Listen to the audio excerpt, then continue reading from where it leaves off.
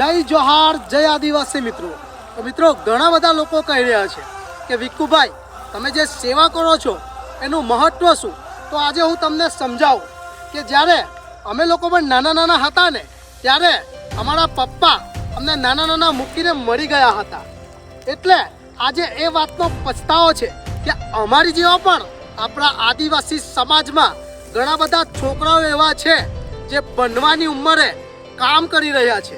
અમારું લક્ષ્ય છે કે આપણા આદિવાસી સમાજના જેટલા પણ નાના નાના છોકરાઓ છે જે બનવાની ઉંમરમાં હાલમાં કામ કરી રહ્યા છે, એક મજબૂરીના લીધે કામ કરવા માટે જઈ રહ્યા છે, એમને એક સાચી દિશા આપવા માટે। અને મિત્રો તમારા બધાના સપોર્ટથી આજે રામ અને વિરમનું ઘર તૈયાર કરી નાખ્યું, આપણી મંગી માનું ઘર પણ તૈયાર કરી નાખ્યું, અને તમારા જ સપોર્ટથી આજે મેં આપણા અંબુભાઈનું ઘર પણ કમ્પ્લીટ કરી દીધું છે। તો મિત્રો આવા તો આપણે આ અપંગ લોકો છે, જે દિવ્યાંગ લોકો છે, જે જરૂરિયાતમંદ લોકો છે, એમના 500 ઘર બનાવવાના છે।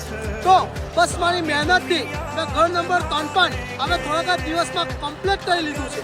તો હું એક જ વસ્તુ તમારા પર આશા રાખીશ કે બસ ખાલી સાથ સપોર્ટ અને પ્રેમ આપજો।